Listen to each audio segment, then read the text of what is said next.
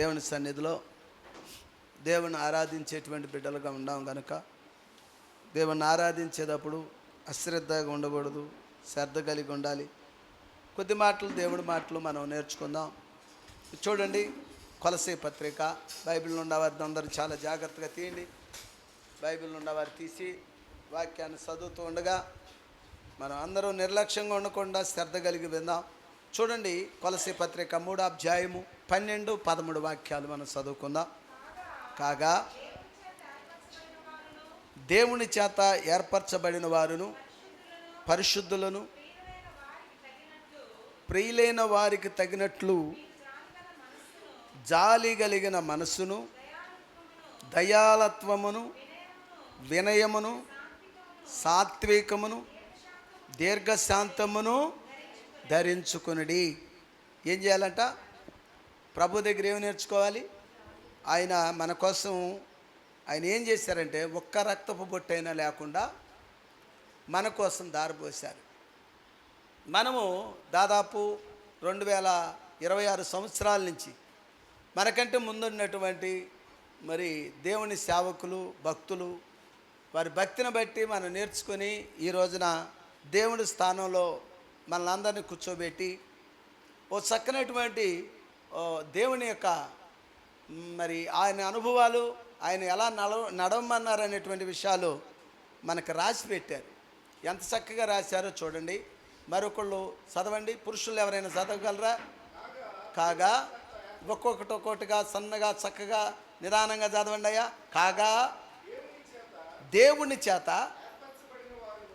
ఏర్పరచబడిన వారును పరిశుద్ధులను ప్రియులైన వారిని తగినట్లు జాలి కలిగిన మనసును, దయాళత్వమును, వినయమును, సాత్వికమును, దీర్ఘశాంతమును ధరించుకొనిడి. ఏం ధరించుకోవాలంట? క్రైస్తవులు ఏం చేయాలి? మనం దేవుని పిల్లలు ఏం చేయాలి? జాలి గల మనసు ఉండాలి, దయాళత్వం ఉండాలి, వినయం ఉండాలి, సాత్వికం ఉండాలి, దీర్ఘశాంతం ఉండాలి. అంటే దాదాపు 5 విషయాలు మనకి ఇక్కడ చక్కగా కనబడుతున్నాయి. ఇప్పుడు మనం ఇక్కడ కూడి ఉన్నటువంటి వారిలో కానీ మరి వింటున్నటువంటి మనం కానీ ఈ 5 లక్షణాలు మనలో ఉన్నాయా? దయ కానీ, జాలి కానీ, కనికరము కానీ, వినయము కానీ, మరి చక్కనటువంటి కొన్ని మాటలు ఇంకా ఉన్నాయి, చాలా ఉన్నాయి. ఇక్కడ రాయబడిన మాటల్లో దేవుని పిల్లలకు ఉండాల్సిన లక్షణాలు ఏంటి అంటే, మన బట్టలు ధరించుకుంటాం, నగలు ధరించుకుంటాం, అనేకం ధరించుకుంటాం శరీరం మీద. వాటిని గూర్చి రాయబడలేదు, కానీ అక్కడ మీరు ధరించవలసినటువంటి లక్షణాలు, గుణాలు నేర్చుకోమని చెప్తున్నారు ఆయన. ఈ రోజున నేర్చుకోవటం ఇది చాలా కష్టమైన తరమైనది. ప్రేమ ఎదటివారు పగస్తుని కూడా ప్రేమించమంటుంది. ఆ ప్రేమ ఎలాంటిదంటే మరణము కన్నా బలమైంది. ఒక శత్రువుని పోయి ప్రేమగా పలకరించడం అనేది మనిషికి అది జరిగే పనే కాదు. అయినను యేసుక్రీస్తు ప్రభు బాధిస్తున్నటువంటి వారిని కూడా ఆయన ఎంత ప్రేమించాడు అని అంటే చాలా చక్కగా బైబిల్ గ్రంథంలో చెప్పబడి ఉన్నాయి, చాలా విషయాలు చెప్పబడి ఉన్నాయి. ఈరోజు మనం గమనించాలి, దేవుడు వాక్యాన్ని వింటున్నటువంటి మనం, ప్రభువును ధరించుకున్నటువంటి మనం వస్త్రాలే ధరించుకున్నావా, నగలే ధరించుకున్నావా, లేకపోతే ఈ 5 విషయాలు కూడా మన జీవితంలో ఉన్నాయో లేవో చూసుకోవాలి. అమ్మా మరి ఇంకోళ్ళు చదవండి, స్త్రీల్లో ఒకటి చదవండి. కాగా ఒక్కొక్కటి చదువుదాం. కాగా దేవుని చేత ఎవరు? దేవుని చేత ఏర్పరచబడిన వారు ఎవరమ్మా? పక్క దేశం వాళ్ళ? ఎవరంట? బయట వాళ్ళ? మందిరములో మనల్ని ఆయన అంటూ ఉన్నాడు, ఏర్పరచబడిన వారు ఎక్కడికి వస్తారు? తన పిల్లలు తన దగ్గరికే వస్తారు. ఒక వాక్యం ఏమంటుందంటే, యెహోవా యందు భయభక్తులు కలిగిన వారు ఆయన ఎలాగ ఆశీర్వదించ తన భోజనపు బల్ల దగ్గర ఒలివ మొక్కలలో ఉంటారు. నా పిల్లలు నా భోజన బల్ల దగ్గరే ఉంటారు. ఇప్పుడు మన అందరం కూడా ఎవరి పిల్లలం? దేవుని పిల్లలు. ఇప్పుడు ఎక్కడ చేరాం మనం? దేవుని పాదాల యొద్దకు వచ్చాం. కనుక మనం ఆయన పాదాల దగ్గరకు వచ్చి ఏమి ధరించుకోవాలి, ఏమి నేర్చుకోవాలి? ఆయన చూడు చక్కగా చెబుతున్నాడు. దేవుని చేత ఏర్పరచబడిన మన గురించి చెబుతున్నాడు ఆయన. పరిశుద్ధులను ప్రియులైనటువంటి వారికి తగినట్లు ఎవరు మనకంటే ముందు నడిచి ఉన్నారు కదా, పనికి మాలిన వాళ్ళని పోల్చుకోకూడదు. చాలామంది దేవుని యొక్క బిడ్డలు సినిమాలకి వెళ్ళి సినిమాలు చూస్తారు, పిచ్చి పిచ్చి పనులన్నీ చేస్తూ ఉంటారు. వాళ్ళు చేయట్లేదా, వీళ్ళు చేయట్లేదా, నేను చేస్తే తప్పేంటి అనకూడదు. అవి మనకెందుకు? అది కాదని కదా ఈ లోకంలో నుంచి మన దేవుడు ఏర్పరచబడి ప్రేమించి అభిషేకించి ఏర్పరచుకున్నాడు. ఇప్పుడు జనాంగంలో నుండి మనం ఏర్పరచబడినటువంటి జనాంగం. నీ జాతి చూడలేదు, నీ కులాన్ని చూడలేదు, నీ ధనాన్ని చూడలేదు, నీ రంగు రుచిని చూడలేదు. ఆయనకు కావాల్సింది నీ ప్రేమ, నీ మనసు కావాలి. నీ యొక్క జీవితాన్ని ఆశీర్వదించాలని ప్రభు కోరుకున్నాడు. కనుక ప్రియులైనటువంటి వారు ఎవరు అని అంటే మనకంటే ముందు నీతిమంతులు ఎంతోమంది ఉన్నారు. ఒకళ్ళని ఏం చెప్పగలం మనం? అపోస్తలుడైన పౌలు చెప్తాడు, నేను క్రీస్తును పోలి జీవించాను, మీరు కూడా నన్ను పోలి జీవించమన్నాడు ఆయన. క్రీస్తును పోలి జీవించాను, నన్ను పోలి జీవించమని జీవించండి అని ఎంత ఖచ్చితంగా చెప్పగలిగాడంటే, ఒక సేవకుడు బలిపీఠం మీద కనపడుతూ ఉంటాడు. నేనేమంటానంటే, నన్ను చూడమాకండి, అవి నా వెనక ఉన్నవాడు సర్వశక్తి కలిగిన దేవుడును, ఆయన చూడండి అంటే అది మొత్తమాట అబద్ధం అంటారా, నిజమంటారా? అది ఇప్పుడు కనిపిస్తున్న పాస్టర్ గారిని చూస్తారు కానీ కనిపించేటువంటి వాక్యాన్ని మనసులో పెట్టుకోరు. మనిషి పాస్టర్ గారు క్రియలు ఎలా ఉన్నాయి, పాస్టర్ గారి క్రియలు ఎలా ఉన్నాయి, పాస్టర్ గారి పిల్లలు వాళ్ళ క్రియలు ఎలా ఉన్నాయి, వాళ్ళని బట్టి సంఘం అందరూ నడుస్తారు. సంఘ కాపురం బట్టి సంఘం నడిచిద్ది. సంఘాన్ని నడిపించే నాయకుడు ఎలా ఉండాలంటే సంఘానికి మాదిరికరంగా ఉండాలి. కుటుంబానికి తల్లిదండ్రులు ఎలా ఉండాలి? పిల్లలకి మాదిరికరంగా ఉండాలి. పిల్లలకి ఎలా ఉండాలి? మాదిరికరంగా ఉండాలి. వారు చేయటం లేదా వీరు చేస్తున్నారు ఎవరిని పోల్చుకోకూడదు. మనం ఎవరిని పోల్చుకోవాలి? మనకంటూ ముందు ఉన్నటువంటి భక్తులను పోల్చుకోవాలి. పౌల్లాగా నేను బ్రతకలేదని నేను బాధపడాలి. నా పైన హెబ్రేలు గ్రంథంలో రాయబడి ఉంటుంది ఒక మాట, మన పైన ఉన్నటువంటి నాయకులను మన వాళ్ళ పోలికలు వారి విశ్వాసమును వారి శ్రమల్లో మనం చూస్తూ ఎలా నడవాలట? వారి శ్రమలను చూస్తూ అనుభవిస్తూ ఉన్నటువంటి వాటిని బట్టి మనం బలపరచబడాలి అని అంటది వాక్యం. శ్రమల్లోనే మనం ఉండపోతే, శోధనలోనే ఉండపోతే సంఘం ఏమి నేర్చుకుంటుందని దేవుని సేవకుని గురించి రాయబడి ఉంటుంది అక్కడ. కనుక పునాది ఎవరు అని అంటే సంఘ కాపరే సంఘానికి పునాది. గనుక పేతురుని అంటున్నాడు, ఏమంటాడంటే, పేతురు నీ యొక్క బండ మీద నేను సంఘాన్ని స్థాపిస్తాను. ఈ సంఘం భూమి మీద స్థాపించబడింది, కానీ నీ విశ్వాసం మీద నేను, నీ ప్రేమ మీద నేను, నీ యొక్క ఉన్నటువంటి నమ్మకత్వం మీద నా యొక్క పునాదులను వేస్తున్నానని చెప్తాడు. ఇప్పుడు మనం ఎలా ఉండాలి అంటే విశ్వాసులకు మాదిరికరంగా ఉండాలి, పిశాచులకు మాదిరికరంగా కాదు. ఎవరు రాడన్నది? విశ్వాసులకు మాదిరికరంగా ఉండాలి, పిశాచులకు కాదు. ఆయన అంటున్నాడు, మనం నేర్చుకోవాల్సిన విషయాలు ఏంటంటే, ఎక్కడో నలిగి చచ్చిపోయేవాళ్ళు, ఎక్కడో నశించిపోయేవాళ్ళు ఎతికి మనల్ని రక్షించి ఏర్పరచుకున్నాడు. కనుక ఏర్పాటుకు తగినట్లుగా బ్రతకాలి. యేసయ్య ఎంత హోదాగా ఉంటాడు? ఒక దేవుని సేవకుడు యేసయ్య పోలికల్లో బ్రతకాలని కోరుకుంటున్నాడు. ఆయన సేవకుడు యేసయ్యలాగా బ్రతకాలని కోరుకుంటే విశ్వాసం ఎలా ఉండాలని కోరుకుంటాడు? చెప్పండి, మీరు చెప్పండి. విశ్వాసం ఎలా ఉండాలని కోరుకుంటాడు? వీళ్ళు ఒక్కళ్ళు చెప్పండి అంటమ్మా. ఒక్కళ్ళు చెబుతున్న సేవకుల్లాగా ఉండాలని ఒక మీరేమనుకుంటున్నారు పురుషులారా? మా బతుకు మమ్మల్ని బతకనే బాబు అన్నట్టు మాట్లాడుతున్నారు. చెప్పండి, ఏదో ఒక మాట చెప్పండి. ఎలా ఉండాలని కోరుకుంటున్నారు? సేవకుడిలాగా ఉండాలని కోరుకుంటారు. సేవకుడు మరి ఎలా ఉండాలి? సంఘానికి మాదిరికరంగా యేసయ్యకి తగినట్లుగా ఉండాలి. మన హోదాగా ఉండాలి. ఏ హోదా? బట్టల్లో హోదా కాదు, మన మెయింటింగ్లో హోదా కాదు. యేసయ్యను ఒకసారి చూస్తే ఆయన వస్త్రాలు ఎలా ఉంటాయి? పైనుంచి కిందకు ఒకటే అంగి వేసుకున్నారు ఆయన. చివరికి ఆయనకి అవి కూడా తీసేశాడు, దుర్మార్గులు భరించలేక తీసేశాడు. అది ఎందుకంటే మనకు వస్త్రాలు ఇచ్చి ఆయనకు వస్త్రాలు తీసేపించుకున్నాడు. ఇప్పుడు అది ఆయన ఎలా బ్రతికాడనంటే లగ్జరీ కారుల్లో తిరగలేదు. ఆయన తిరగటం తప్పేని కాదు, ఆయన లగ్జరీగా భోంచేయలేదు, ఎక్కడికి ఏది పెట్టినా తిన్నాడు ఆయన. ఈరోజు యేసయ్య మన దగ్గరికి రావాలి, యేసయ్య లక్షణాలు మనలో ఉండాలి అని అంటే మొదట యేసయ్యలాగా బ్రతకటానికి అలవాటు చేసుకోవాలి. ఒక యేసయ్యలాగా బ్రతకటం అలవాటు చేసుకున్నట్టు విశ్వాసి ఎలా ఉంటాడు అని అంటే, అతనిలో ఎన్ని లక్షణాలు ఏమేమి ఉంటాయి? మొదటిది ఏంటమ్మా? జాలి గల మనసు ఉంటుంది. యేసయ్య జాలి పడపోతే మనం ఎలా బ్రతకగలం? యేసయ్య జాలి లేకపోతే మనం దేవుడి సన్నిధిలో కూర్చోగలవా? ఈ రోజున మనం ఎక్కడో నలిగిపోయి సితికిపోయి చచ్చిపోవలసినటువంటి మన జీవితాలు, డాక్టర్లు కూడా మన వల్ల కాదని చెప్పినటువంటి జీవితాలు. చాలామంది దొంగతనాలకి దొంగలుగా మారిపోయారు, వ్యభిచారులుగా మారిపోయారు, బలహీనతల్లో మారిపోయారు. అలాంటి వారిని దేవుడు పిలుచుకొని మంచి ఆరోగ్యాన్ని ఇచ్చి, మంచి బుద్ధినిచ్చి, మంచి జ్ఞానాన్ని ఇచ్చి, చక్కగా మనలందరినీ కూడా సమకూర్చాడు. ఏదో ఒక సమస్య చేత ఇక్కడికి వచ్చిన వారమే మనం అందరం కూడా. ఏదో ఒక సమస్య ద్వారా వచ్చిన వారు లోకంలో ఉన్నట్టే ఉంటున్నావా? ప్రత్యేకించబడినటువంటి మనల్ని ప్రత్యేకంగా మన నడక ఉంటుందా? ప్రత్యేకంగా ఉంటుందా మన నడక? ఎలా ఉంటుంది? లోగడ ఎలా ఉందో అలాగే బ్రతుకుతున్నారా? ప్రభువుని నమ్మినటువంటి మన జీవితాల్లో మొదట జాలి అనేది ఉండాలి. మనకి మొదట ఏముండాలి? ఎదట వారి మీద జాలి ఉండాలి. రెండోది దయ. జాలి ఉండాలి, దయ ఉండాలి. దయగల హృదయుడవు నిస్వాత్యము ఎన్నడు ఎడబాయవు, ఎడారుల ఊటలలో జలరాశులను ఏర్పరచువాడవు. దేవునికి స్తోత్రం చెప్పండి. ఎడారిలో కూడా ఆయన ఏం చేశాడట? ఎడారిలో కూడా నీరునిచ్చాడు ఆయన. ఎంత దయ్య!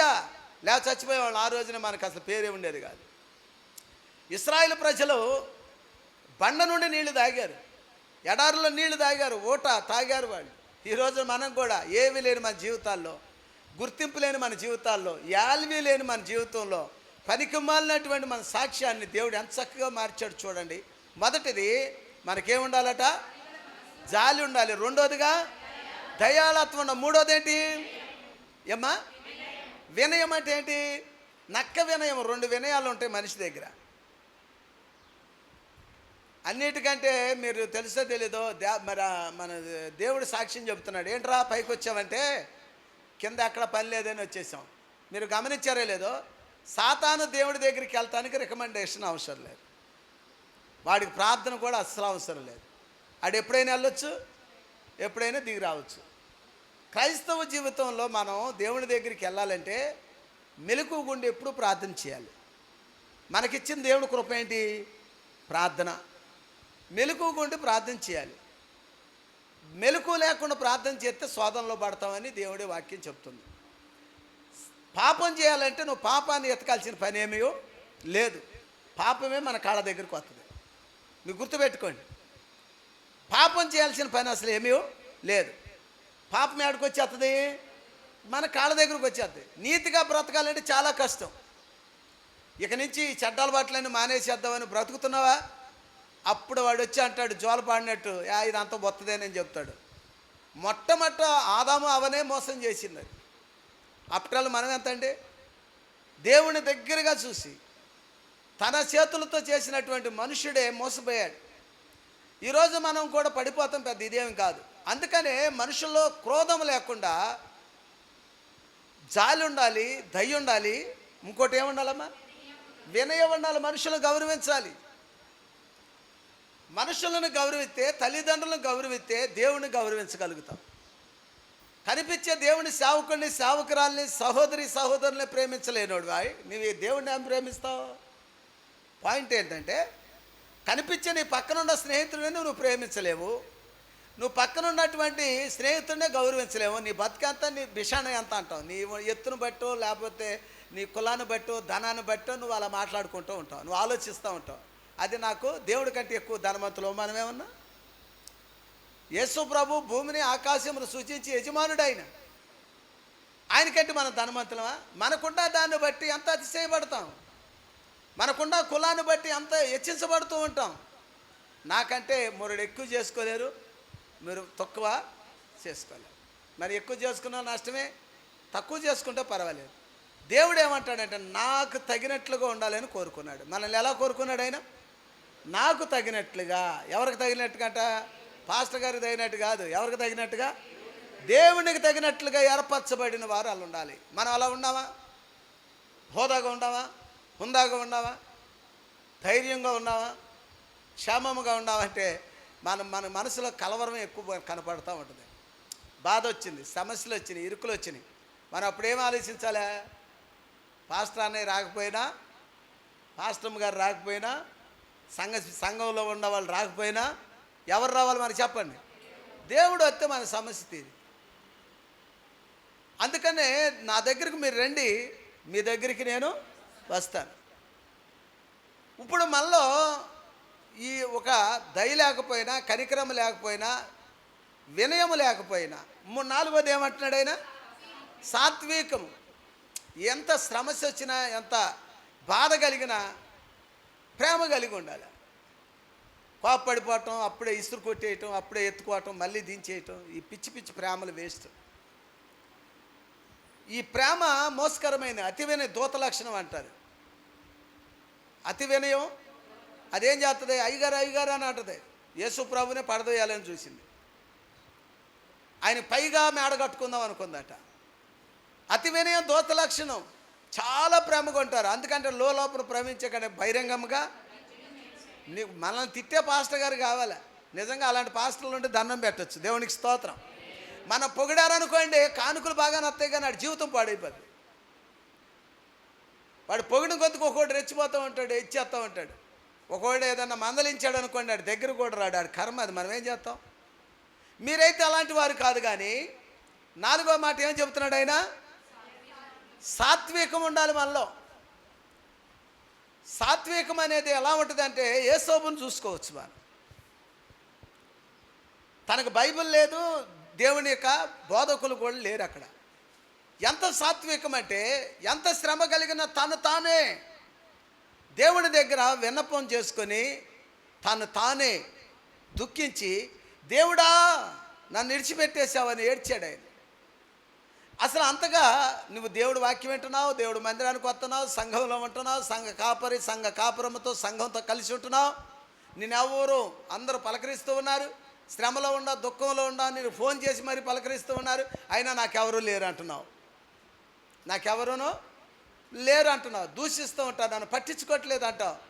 ఏదేమైనా ఒక సాత్వికమైనటువంటి మాట ఏంటంటే, ఎవరున్నా లేకపోయినా, ఏమున్నా లేకపోయినా దేవుడు నాకు తోడే ఉన్నాడు. దేవునికి స్తోత్రం. మరి గట్టిగా చెబుదామా? ఆయన మనకు తోడే ఉన్నాడు కనుక యేసోబు తన ఒంటరి జీవితంలో ఎన్నో శ్రమలు పడ్డాడు. ఆయన బానిసగా ఉన్నాడు, బాధింపబడ్డాడు, నిందించబడ్డాడు, నిందలు కూడా ఆయన మీద మోపబడ్డాయి. కోపమైపోలేదు, దేవుని ముందు పెట్టుకున్నాడు. నా దేవుడి ఎదుట నేను పాపము చేయను అన్నాడు. దేవునికి స్తోత్రం. మన సాత్విక ఎంత బాధ కలిగినా, నిందలు వచ్చినా, అవమానాలు వచ్చినా, మర్యాద వచ్చినా మనం అనేది ఎవరి ముందు పెట్టుకోవాలి? దేవుడి ముందు పెట్టుకోవాలి. ఆటోమేటిక్గా నీకు అంటే ఒక సాత్వికం వచ్చేస్తుంది. తిడుతున్నా లేకపోతే బాధిస్తూ ఉన్నా నవ్వుతూ మాట్లాడుతూ ఉంటాం. పైన ఒక నవ్వు, లోపల ఒక నవ్వేవాళ్ళు కూడా ఉంటారు. నవ్వులు రెండు రకాలు ఉంటాయి, చాలా రకాలు ఉంటాయి, కానీ రెండు రకాలు ఉంటాయి. ఒకటి కపటం లేని నవ్వు ఒకటి ఉంటుంది. ఆడ మీరు బండి మీద వెళ్తున్నప్పుడు వాడెవడో మనం చూడం, వాడు నవ్వేస్తాడు. వెళ్ళేవాడు ఏం చేస్తాడు? హఠాత్తుగా చూశాడు కదా, వీడు కూడా స్మైల్ ఇచ్చేస్తాడు, అంటాడు. అయిపోయింది, ఆడు ఎవడరా బాబు అనుకుంటాడు, వెళ్ళిపోతాడు. ప్రేమ ఎట్లా ఉంటుంది? నిజంగా ఆడు నవ్వాడని వీడు నవ్వుతాడు. ఆ నవ్వు కాదు, నిజంగా ఉదయపూర్వకంగా ప్రభు దగ్గర నాకు ఆయన ఎంతో మేలు చేశాడని సంతోషించిన వాడు ధన్యుడు. దేవునికి స్తోత్రం. నవ్వు కానీ, ప్రేమ కానీ రకరకాల ప్రేమలు ఉన్నాయి. నా యేసయ్య ప్రేమలో ఇంత కూడా స్వార్థము లేదు. మీరు ఏర్పరచబడటానికి తన రక్తము చేత కడగబడిన వారు. మనమందరం కూడా ఆయన రక్తము చేత కడగబడినటువంటి మనలో ఏముండాలంటే, ఐదోది ఏముండాలమ్మా? దీర్ఘశాంతం ఉండాలి. పిడుగొచ్చి మీద పడుతున్నప్పటికీ కూడా ఏమంటాడు ఆయన? ఎంత ఎంత దీర్ఘశాంతము, ఎంత ఆయనకి దయ, ఎంత కనికరము. యోబులో చాలా లక్షణాలు మనం చూడొచ్చు. తన జీవితంలో ఆస్తి పోయింది, 10 మంది పిల్లలు చనిపోయారు, భార్య దూషించింది, ఆమె కూడా వెళ్ళిపోయింది వదిలిపెట్టి. ఆయన ఏమంటాడంటే, యెహోవా ఇచ్చును దేవుడిచ్చిన దేవుడే తీసుకుని. అంటే ఎంత ఒక రకమైనటువంటి నాకన్నీ ఉన్నా పోయినా పర్వాలేదు, పర్వాలేదు. ఎవరు ఉండాలి నాకు తోడు? ఆయన తోడుండగా మనం ధనవంతులమే కానీ దరిద్రులు మాత్రం కాదు. దేవునికి స్తోత్రం. పాస్టర్ గారు, నువ్వు మామూలుగాడు కాదు, నువ్వు నీ దగ్గర ఏమీ లేకపోయినా బ్యాంక్ బ్యాలెన్స్ బోలు ఉందంటావు ఏంటంటే నాకు ఏసయ్యే బ్యాంకి. దేవునికి స్తోత్రం. ఆయన ధనవంతుడు, భూమి ఆకాశమును సృజించిన యజమానుడు ఆయన. తన పిల్లలమైన మనం ఎప్పటికి దరిద్రులము కానే కాదు. ఆకాశ పక్షులైనా సింహం పిల్లలైనా ఆకలితో ఉంటే వాటి మేత దొరకపోవచ్చు, గూళ్ళు లేకపోవచ్చు. దేవుడు మనకి మంచి ఇల్లు ఇచ్చాడు, మంచి భోజనాన్ని ఇచ్చాడు, మంచి వస్త్రాన్ని ఇచ్చాడు. మనం నేర్చుకోవాల్సిన పాఠం ఏంటంటే, మనలో ఉండాల్సిన లక్షణాలు ఏంటంటే, మొదటిది ఏంటమ్మా, జాలి కలిగి ఉండాలి. ఎవరి మీదైనా పేదవాడు కనపడుతున్నా, బాధలో ఉన్నా, సమస్యల్లో ఉన్నా, దేవుణ్ణి ఎరగని ప్రజలు ఎందరో నలిగిపోతూ ఉన్నారు. వాళ్ళ దగ్గరికి వెళ్ళి నేను ఇలా ఆదరించబడ్డానని ఒక్క మాట చెబితే చాలు. వారు ఒకవేళ దేవుని దగ్గరికి వచ్చి ఆదరించబడితే వారి కుటుంబాలు దీవింపబడతాయి. వాళ్ళు కూడా మనలాగా ప్రశాంతంగా ఉంటారు. దేవునికి స్తోత్రం చెబుదామా. దీని సువార్తను చెప్పటం వల్ల మనకు వచ్చేటువంటిది ఏమీ కూడా అక్కడ లేదు. కానీ దేవుడి వాక్యం చెబుతూ ఉంటుంది చక్కనటువంటి మాట. 5 లక్షణాలు ఏమిటంటే, మనలో ఉండవలసినవి దయ ఉండాలి, కనికరం ఉండాలి, వినయం ఉండాలి, సాత్వికం ఉండాలి, దీర్ఘశాంతం మనలో ఉండాలి. అప్పుడు నిజమైన క్రైస్తవుడిగా ఉంటాం.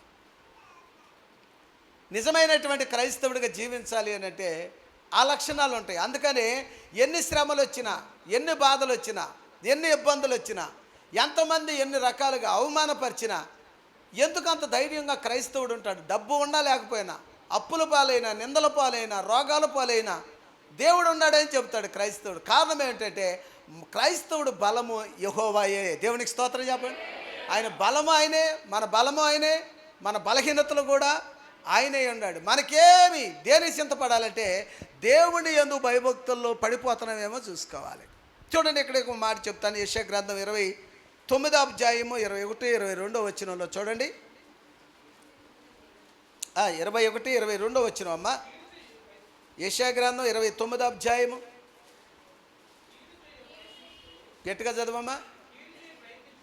కీడు చేయుట ప్రయత్నించుతూ ఒక వ్యాజ్యమును బట్టి ఇతరులను పాపులుగా చేయటం,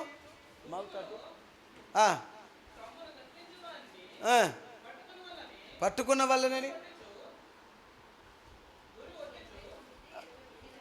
చూడండి ఇక్కడ 29వ వాక్యం, 21 వచ్చు. చదవండి గట్టిగా. అదేలే చదివేది, అదే గట్టిగా చదవనమ్మా. ఒక్క యాచమును బట్టి ఇతరులను పాపులుగా చేయుచు, తగ్గించరా గుమ్మములో తమ్మును గద్దించు వాని వెలుగులవలని గురువొట్టుచు, మాయ మాటల చేత నీతిమంతును పడదోయేవారు నడకబడుదురు.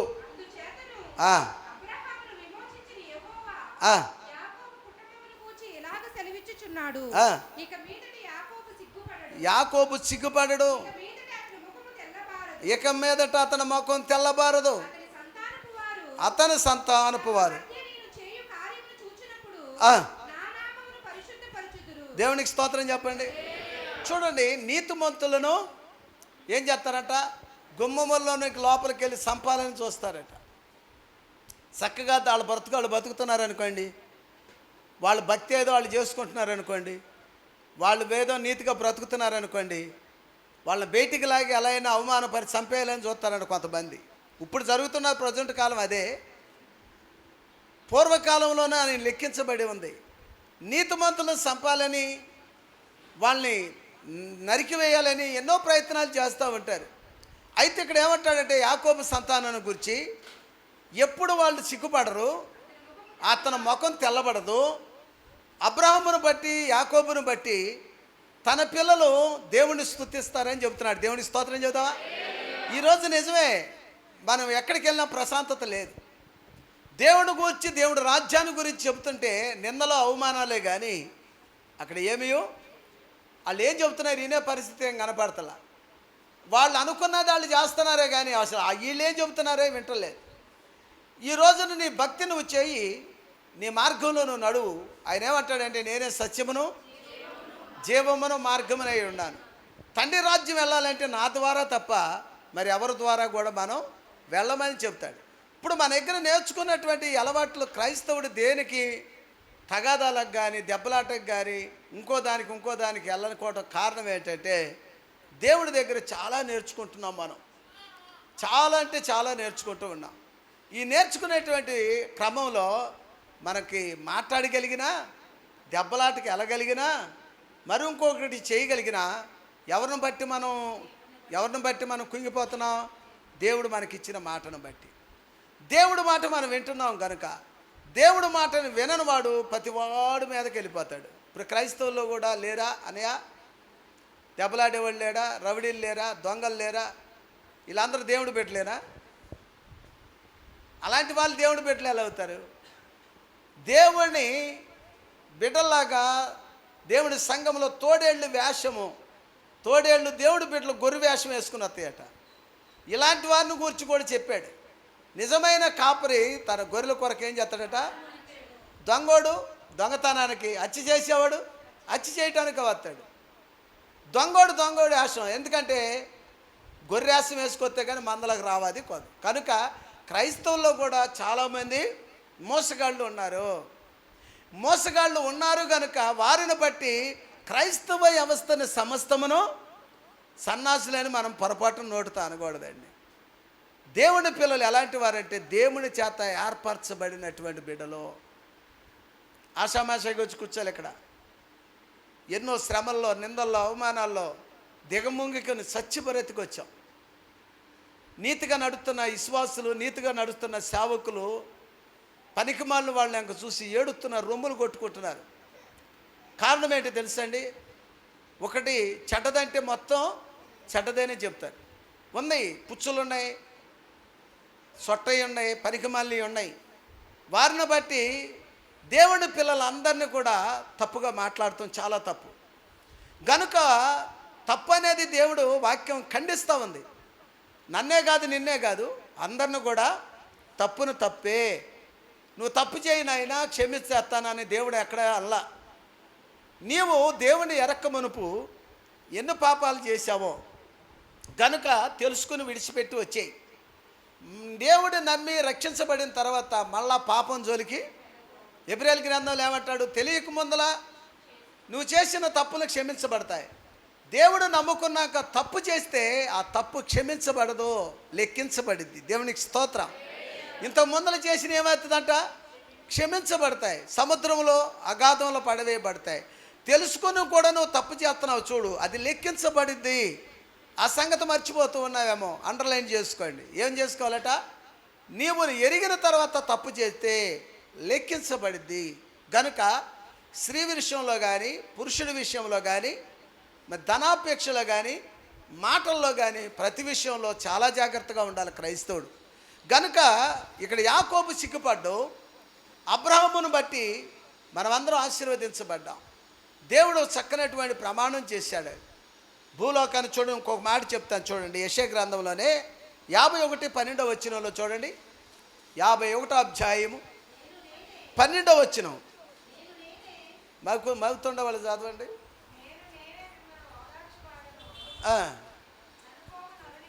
జరగబో నరుడికి, చనిపోయి నరుడికి ఎందుకు భయపడదువు? ఏమట చూడండి. ఇది ఎవరికి భయపడాలి? మౌతులో చదవండి. మౌతులో చదివితే నలుగురు ఏంటో.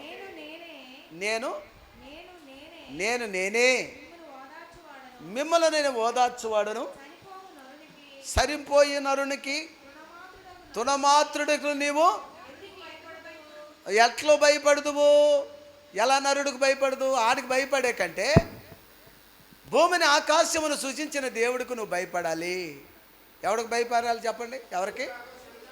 దేవునికి భయపడాలి.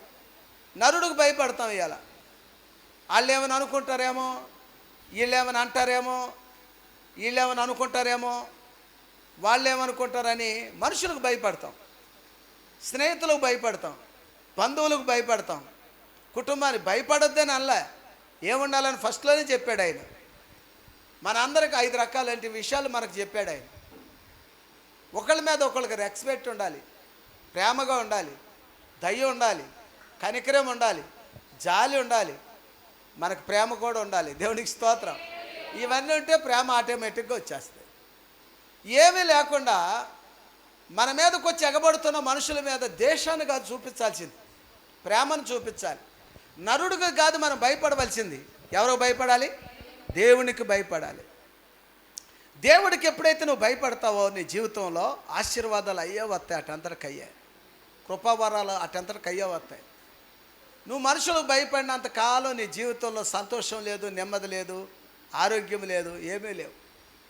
నీ జీవితంలో సంతోషంగా ఉండాలి అని అంటే భూమి మీద ఎన్ని శ్రమలు మనకు వస్తూ ఉన్నా ఆయన వైపుకే చూడాలి, మనం ఆయనకే భయపడాలి. నువ్వు ఒక తప్పు చేసేటప్పుడు ఎవరు చూస్తున్నారు? ఒక తప్పు మన పొరపాటు చేస్తున్నా ఎవరు చూస్తున్నారట? దేవుడు చూస్తున్నాడని భయంతో బ్రతకాలి. యేసు పరోతో పోతే మరి యొక్క పరోతో చెబుతూ ఉంటాడు. ఎవరంటే యేసోబు చెప్తాడు, ఆయన నువ్వు తప్పు చేసావా అని. తప్పు చేసావా అని అంటే ఆయన ఏమంటాడు? నా దేవుని ఎదుట నేను పాపం చేయను అని అంటాడు ఆయన. మనం కూడా ఎవరి ఎదుట పాపం చేయకూడదు. మనుషులు చూస్తారు, చూడకపోతారు. కట్టుకున్న భర్త చూడకపోవచ్చు, కట్టుకున్న భార్య కూడా చూడకపోవచ్చు, లేకపోతే ఇరుగు పొరుగు మనం చూడవచ్చు, చూడకపోవచ్చు. కానీ దేవుడు చూస్తున్నాడని బ్రతకాల. ఎవరు చూస్తున్నారు? దేవునికి చూస్తున్నాను. ఆ భయం మనలో ఉంటే ఆటోమేటిక్గా దీవింపబడతావు. నువ్వు ప్రత్యేకించబడిన వాడివి. దేవుడు పిలుపుతో వచ్చి మందిరంలో కూర్చున్న నీ జీవితానికి ఒక అర్థం ఉంటుంది. వచ్చావు, బుడబుడగా మునిగావు, తీసుకున్నావు, కూర్చున్నావు, వెళ్ళిపోతున్నావు. ఎందుకు వస్తున్నావో ఎందుకు వెళ్ళిపోతున్నావో తెలియాలి క్రైస్తవుడికి. దేవుడు మందిరానికి ఎందుకు వస్తున్నావో ఎందుకు వెళ్తున్నావో తెలియాలి. మేము ప్రభునందు రక్షించబడ్డాం, బాప్తిసం తీసుకున్నాం, 30 సంవత్సరాలు నాడండి, మాకంటే ఎక్కువ ఎవరికీ తెలియదు, మీకేం తెలుసు భక్తి నాలాగా చేయాలని అంటారు. తప్పులేదు, కానీ నీలాగా కాదు, మనకంటే భక్తులు ముందున్నటువంటి భక్తులు వాళ్ళని చూసి వాళ్ళ విశ్వాసాన్ని చూసి బలపరచబడినట్లుగా మనం సంఘానికి మాదిరిగా ఉండాలి. ఒక పాస్టర్ గారు సంఘానికి మాదిరిగా ఉండాలి. విశ్వాసులు ఎలా ఉండాలి? విశ్వాసులకి ఎలా ఉండాలి? విశ్వాసం మరొక విశ్వాసకి మాదిరిగా ఉండాలా, పిశాచిలాగా ఉండాలా? మీరు మాదిరిగా ఉన్నారా, ఎలా ఉన్నారా అనేది ఎవరు నిర్ణయించుకోవాలి? చెప్పాలి. ఎవరైనా చెప్పాలా? పాస్టర్ గారు చెప్పాలా? ఏంట్రా నీ బతికెట్టా ఉందా, నిన్ను బట్టి అందరూ పాడైపోతున్నారు నేను అన్నాను అనుకో, మందిరానికి మానేస్తావు. అంతేగా జరిగేది. నీ అలవాట్లు మార్చుకొని పద్ధతులు మార్చుకో అబ్బాయి. దేవుని బిడ్డలు పరిశుద్ధులు నెమ్మది కలిగి బ్రతకాలి, మరి చక్కనటువంటి దయతో బ్రతకాలి. కనికరం మనుషులకు భయపడు, మాకు దేవుడికి భయపడు, నువ్వు చేసేది బాగోలేదు అన్నావు అనుకోండి, పాస్టర్ గారు నాకు ఆ చర్చికి వెళ్తే ఊరు ఏమన్నారు, అక్కడికి వెళ్ళిపోతాను, నేను ఇక్కడి నుంచి ఇక్కడికి రాను అని చెబుతాం. నిన్ను గద్దించకూడదు, నీకు ఒప్పించకూడదు, నిన్ను బాధ పెట్టకూడదు. వాక్యం చెబుతుంటే నిద్ర రావాలా, హాయిగా జోలపాడినట్టు ఉండాలా. దేవాది దేవునికి స్తోత్రం, హల్లెలూయా. నిద్రపోయామనుకోండి, పాస్టర్ గారు ఇలా ఎంత బాగా జోలపాడాడు అనిపిస్తుంది అనమాట. వాక్యం మనకి ఈ దవడ మీద కొట్టాలి, ఈ దవడ మీద కూడా కొట్టాలి. అప్పుడేగా మన జీవితాలు కాపాడుకునేది, రక్షించుకునేది. దండించని తండ్రి కాదు. తండ్రి కుమారుడు ఎప్పుడు బాగుండాలని తిడతాడు. ఎందుకు తిడతాడు? పిల్లలు బాగుండాలని తిడతాడు. మీరు ఎట్టన్నా చేయండి రా, ఇక డబ్బులు కావాలని అడిగినప్పుడల్లా ఇచ్చేసి తండ్రి, కావాల్సినప్పుడల్లా ఏది దండించకుండా, ఏం మాట్లాడకుండా, మందలించకుండా ఉంటే తండ్రే కాదు. వాడి మోసగాడు, దగా. తన పిల్లలు తను పాడు చేసుకునేవాడే నిజమైనటువంటి సేవకుడు. నిజంగా భక్తుడు తండ్రి మాట వింటాడు, తండ్రి బిడ్డలకు చెబుతూ ఉంటాడు. దేవునికి స్తోత్రం చెబుదామా? మరి గట్టిగా చెబుదామా? సంఘాన్ని పీడించి పిండికి తినేవాడు నిన్ను గనపరుస్తూ ఉంటాడు. గనుక దేవుడు వాక్యం చెబుతుంది, 2 అంచులు గల ఖడ్గం. గనుక దేవుడు ఒక మాట ఇచ్చాడు. ఎవరికి? తను ఏర్పరచుకున్నటువంటి ప్రజలకి ఒక మాట ఇచ్చాడు. చూడండి, అది మరి యొక్క యెషయా గ్రంథంలోనే మరి 52 అధ్యాయము 9-10 వచనాల్లో చూడండి.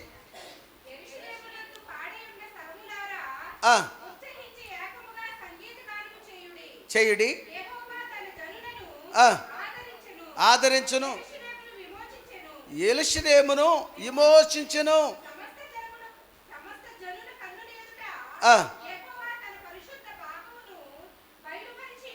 చూడండి ఇక్కడ ఒక మాట మీద 54వ అధ్యాయము 9వ వచనంలో, నవాకు కాలమున జలప్రళయమును గూర్చి నేను చేసినట్లు చేయుదును, జలములు భూమి మీదకి ఆ, ఆ,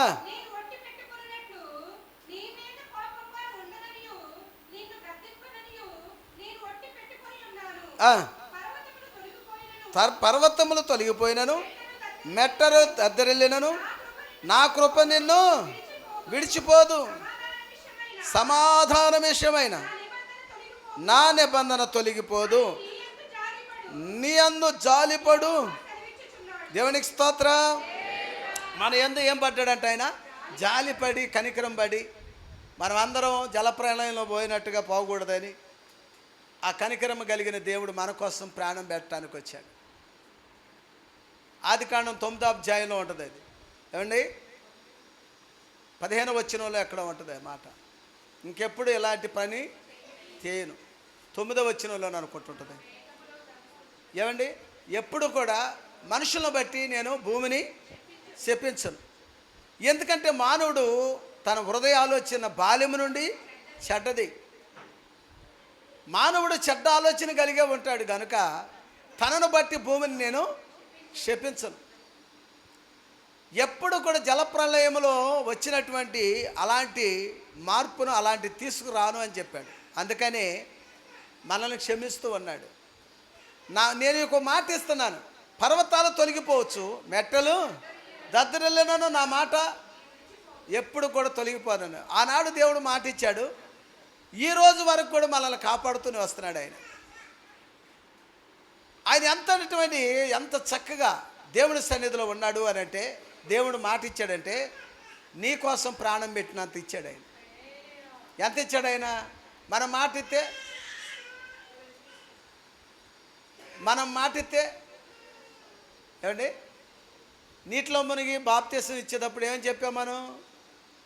ఈరోజు మొదలుకొని నేను నీ దగ్గరికి వచ్చేదాకా నీ వాక్యానికి భయపడుతూ నీ మాట వింటానని మాట ఇచ్చాం. అంతేనా ఇచ్చింది? నేను అప్పుడప్పుడు నా ఇష్టం వచ్చినట్టు బ్రతుకుతానని మాట ఇచ్చిన వాళ్ళు చేతులు ఎత్తండి. అబ్బాయి చేతులు ఎత్తండి. దేనికి చేతులు ఎత్తమన్నాను? నేను బాప్తిసం తీసుకున్నా, నేను ఎవడి మాట విన్నో, నాకు ఒక లెక్క ఉంది కనుక నేను అలాగే బ్రతుకుతానన్న వాళ్ళు చేతులు ఎత్తండి. ఎవరు ఎత్తరేంటి? దేవుడు భయపడతానని మాట ఇచ్చారా అమ్మా? దేవుడు మాట వింటానని మాట ఇచ్చారా? మరి మాట మీద నిలబడుతున్నారా? మాట మీద నిలబడుతున్నారా అని అడిగితే ఎవరు మాట్లాడరేంటిరా? స్త్రీ పురుషులు కూడా ఆడి చెప్పండి, నాకు ఒక స్వరంతో చెప్పండి, మాట వింటున్నారా? ఏమ్మా మాట్లాడతలేదేంట్రా? వింటలేదా? ఎలా మనకు ఆశీర్వాదం వస్తుంది? మన కుటుంబాలు ఎలా దీవెనగా ఉంటాయి?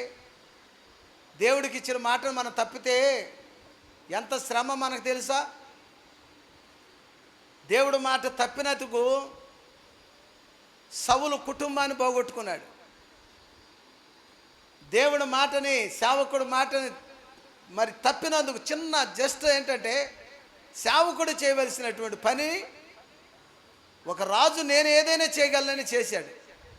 అక్కడ ఏమిటి అంటే లేటు. ఎందుకని అంటే నా మాట వింటాడో లేదా అని. నీకు శ్రమ వచ్చింది, ఇబ్బంది వచ్చింది, ఇరుకొచ్చింది, నా యందు రక్షించబడి నీ బిడ్డ నా కోసం బ్రతుకుతాడో లేదని కొన్ని శ్రమలు వస్తాయి, చెప్పుకోలేని శ్రమలు వస్తాయి, ఇబ్బందులు వస్తాయి, ఇరుకులు వస్తాయి. ఎవరు చూశారులేని పొరపాటు చేసేస్తే నువ్వు దేవుడికి ఇచ్చిన మాటని తప్పిపోతున్నావు అన్న మాట గుర్తుపెట్టుకోవాలి. నా యేసయ్య భూమి పుట్టిన తర్వాత, ఆదాము సంతతి అంతా అయిపోయిన తర్వాత నవాకుకి ఒక మాట ఇచ్చాడు ఆయన. జలప్రళయమును గూర్చి, దేశాన్ని నాశనం చేసే దాని గూర్చి, మనుషులను ఒకేసారి చంపే విషయంను గూర్చి నేను ఎప్పుడు ఇలా చేయనని మాట ఇచ్చాడు ఆయన. గనుక మానవుడు ఎన్ని పొరపాట్లు చేస్తూ ఉన్నా, ఎన్ని తప్పిదములు చేస్తూ ఉన్నా, ఎంత దుర్మార్గంగా ఉన్నా మానవుడిని చంపకుండా దేవుడు క్షమిస్తున్నాడు. కారణం ఏంటంటే ఇంకా నా పిల్లలు తెలుసుకుంటారేమో, తెలుసుకుని నా దగ్గరికి వచ్చి రక్షించబడతారేమో, నా మాట విని రక్షించబడితే నా రాజ్యంలో వాళ్ళని కూడా చేర్చుకుంటాను. ఎంత ఘోరమైన పాపినైనా నేను క్షమిస్తానని మాట ఇచ్చాడు ఆయన.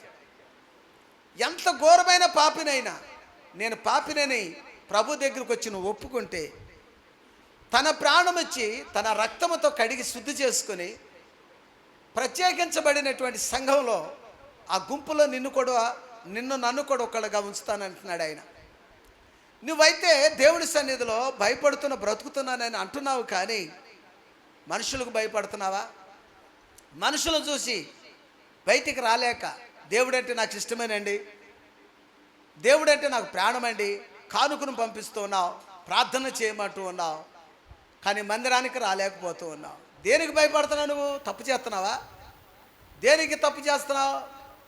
దేవుడిని నమ్మటం తప్ప, దేవునిగా మహింపరచడం తప్ప, దేవుణ్ణి గణపరచడం తప్ప, దేనికి నువ్వు బయటపడుతూ ఉన్నావు? దేనికి బాధపడుతున్నావు? ఇప్పటికైనా లోపల ఉన్న నీ జీవితాన్ని, మగ్గిపోతున్న నీ జీవితాన్ని, రహస్యమైన నీ భక్తిని దేవుని సన్నిధిలో సాక్షిగా బ్రతుకో. నువ్వు భూమి మీద ఏది ఒప్పుకుంటావో పరలోకమందు అది నీకు ఆశీర్వాదంగా మార్చబడింది. నువ్వు ఇక్కడ ఏది బంధిస్తున్నావో అక్కడ అది బంధించబడింది. నీవు దేవుని దగ్గరికి రా, బహిరంగముగా రా, దేవుని సన్నిధిలో సాక్ష్యం చెప్పాలి. రక్షించబడిన నీ జీవితంలో ఎంత మార్పు వచ్చింది? మనుషులకు ఇచ్చిన మనిషిగా గుర్తించాలంటే చాలా టైం పట్టింది. వెళ్ళిపోయిన తర్వాత అంటాం బంగారం అంటోళ్ళు వెళ్ళిపోయారని అంటాం. లోకాన్ని విడిచి మంచోళ్ళు రా, చాలా మంచోళ్ళు, వాళ్ళు ఇక్కడ ఉన్నప్పుడు చాలా బాగుండేది, లేదు ఇక్కడ ఉన్నప్పుడు వాళ్ళు ఉన్నప్పుడు ఇంకా బాగుండేది అనుకుంటారు. కానీ మనుషులు దగ్గరగా ఉన్నప్పుడు ఎంత విషాన్ని కక్కుతూ ఉంటారో. దేవుడు వాక్యం చదువుతోంది, లోకమును దేవుడు ఎంతో ప్రేమించాడు. అది చూడండి, ఎంత చక్కగా రాశాడు చూడండి. అదే మాట మరొకరు చదవండి. యోహాను సువార్త 3వ అధ్యాయము 16వ వచనములో దేవుడు లోకమును ఎంతో ప్రేమించెను కాగా ఆయన తన అద్వితీయ కుమారుని ద్వారా పుట్టిన వాని యందు విశ్వాసముచ్చు ప్రతివాడును నశింపక నిత్య జీవము పొందినట్లు. దేవునికి స్తోత్రం. యేసయ్య ఈ లోకానికి దేనికి వచ్చారు? ఆయన మన కోసమే వచ్చారన్న సంగతి ఎప్పటికి తెలిసిందంటే ఆయన వెళ్ళిపోయినాక అక్కడ జనానికి తెలిసింది.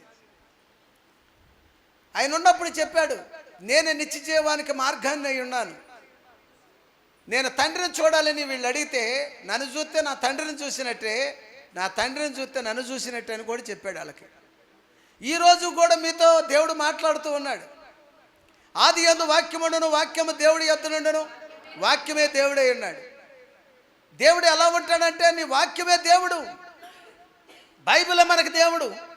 ఈ బైబిల్లో ఉన్నటువంటి దేవుడు చెబుతున్నాడు, నీవు లోకముని ఎంతో ఆయన ప్రేమించాడు. నువ్వు ఆయన ప్రేమించిన దానికంటే మనమే ప్రేమిస్తాం, మన భార్య పిల్లలు మనమే ప్రేమిస్తాం, భర్తని బిడ్డలు మీరే, మన కుటుంబాన్ని మనమే ప్రేమించుకుంటాం. కానీ నా యేసయ్య లోకాన్ని ప్రేమించాడు. లోకంలో మనం ఎక్కడ నశించిపోతామని ఎతికి రక్షించాడు. రక్షించాలని అంటాడు కదా. ఆయన రావటం వల్ల ఏంటి మనకు వచ్చింది అని అంటే, ఈ లోకంలో రక్షణ మనకు వచ్చింది. ఈ లోకంలో మనిషి పుట్టినవాడు గిట్టక తప్పదు కనుక మరణించిన ప్రతి వ్యక్తి క్రీస్తునందు రక్షించబడిన వాడు పరలోక రాజ్యానికి వెళ్ళటానికి ఆయన మొదట మెట్టేసి వెళ్ళారు. ఆయన దేవునికి స్తోత్రం. ఆయన ద్వారా తప్ప మరి ఎవరి ద్వారా మనం పరలోకానికి వెళ్ళాం కనుక అందుకని మనల్ని దేవుడు ప్రత్యేకించి పిలుచుకున్నాడు. ఆయన మాట ఎవరైతే వింటారో, ఆ స్వరము ఎవరైతే విని పరిశుద్ధులు ఏర్పరచబడిన గుంపులో చేరతారో వాళ్ళు మాత్రమే పరలోకంలో ఆరాధించబడతారు. ఆయన సన్నిధిలో ఆయన ఎదుట సాష్టాంగపడి కన్నులారా దేవుణ్ణి చూడగలుగుతారు. హృదయశుద్ధి వల్ల వారి ధన్యులు, వాడిని దేవుణ్ణి చూస్తారు. హృదయశుద్ధి లేకుండా నువ్వు రోజుకు 6 మార్లు స్నానం చేసినా, 7 మార్లు బొక్కబారులుగా పడి ప్రార్థన చేసిన ఆత్మశుద్ధి లేని నీ భక్తి నాశనానికి తీసుకుని వెళ్ళిద్దన్న సత్యం నువ్వు గుర్తుపెట్టుకోవాలి. నీ భక్తి, నీ హృదయశుద్ధి లేనప్పుడు నీ హృదయ కాఠిన్యాన్ని బట్టి, నీ యొక్క దేశాన్ని బట్టి నీవు కాదు కదా, నీ కుటుంబము కూడా ఆశీర్వదించబడదు. హృదయ శుద్ధి కావాలి. ప్రభుని నీ కానుకలను, దర్శన భాగాన్ని, నీ ఆస్తిని ప్రభువుని అడగట్లేదు. ఆయన నీ ప్రేమను అడుగుతున్నాడు, నీ మనసును అడుగుతున్నాడు, నీ హృదయాన్ని నాకు ఇమ్మంటున్నాడు ఆయన. నా కుమారుడా, నా మాటని తోసివేయొద్దు. నా కుమార్తె, నా మాటను మీరు తోసివేయొద్దు. నా మాట వినండి, నా మాట వినండి అని అంటే, సొంత తల్లిదండ్రుల మాట బిడ్డలు ఎలా తోసేసి విచ్చలవిడిగా బ్రతుకుతే వాళ్ళ బ్రతుకులు ఎలా ఉంటాయో, మనం కూడా మన తండ్రి అయిన దేవుడి మాట వినకపోతే మన బ్రతుకులు కూడా అలాగే ఉంటాయి. నాకు ఎవడో చెప్పవసరం లేదు, నేను అన్నీ నాకు తెలుసు, నువ్వు చెప్పేది ఏంటి పాస్టర్ గారు అని అంటే దయతో మీ ఇష్టం, అది నేను కాదన్న. కానీ దేవుడు తండ్రి యేసయ్య చెప్తాడు, నేను తండ్రి మాట వింటున్నాను. తండ్రి నా యందును, నేను తండ్రి యందును ఉన్నాను. మీరు నా యందును, నేను మీ యందును ఉంటాను. మీకు ఏది ఇష్టమో నన్ను అడగండి, నేను అది మీకు అనుగ్రహించబడింది. అడక్క మునిపే మీ అక్కర్లు తీరుస్తానంటున్నాడు ఆయన. కన్న తండ్రిగా బాధ్యత తీసుకున్నాడు ఆయన.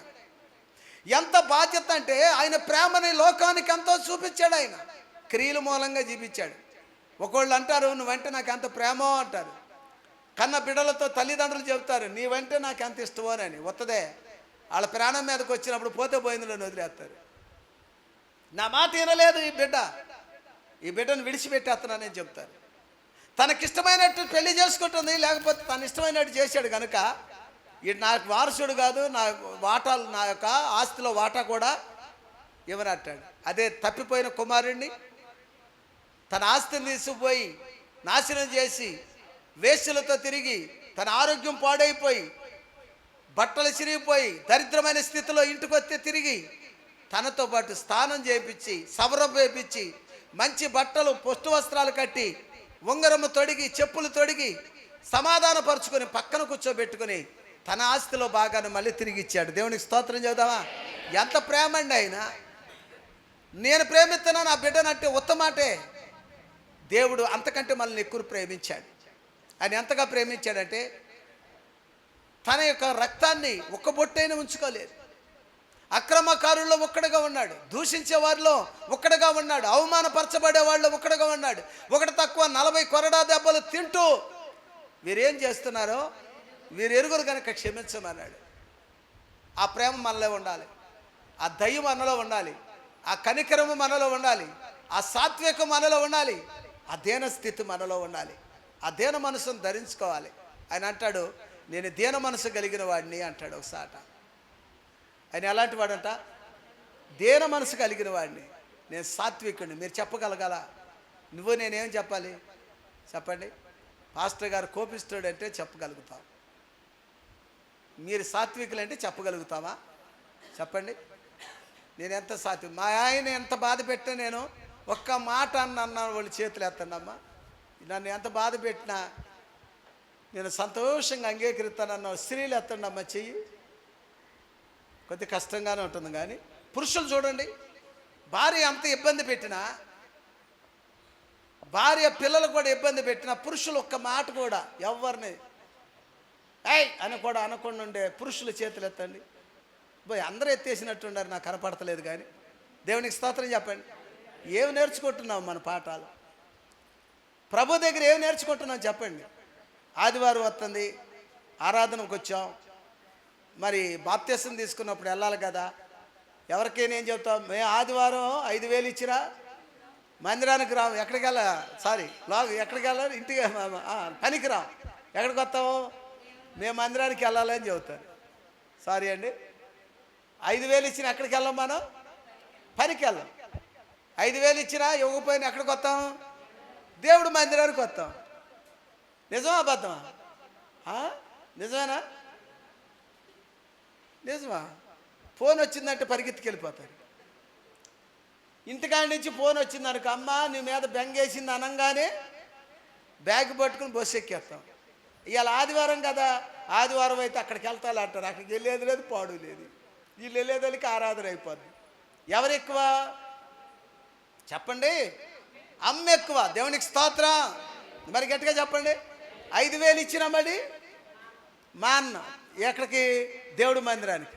ఉత్తమాట ఇవన్నీ కాలానుకూలంగా, ఇప్పుడు కాలానుకూలంగా.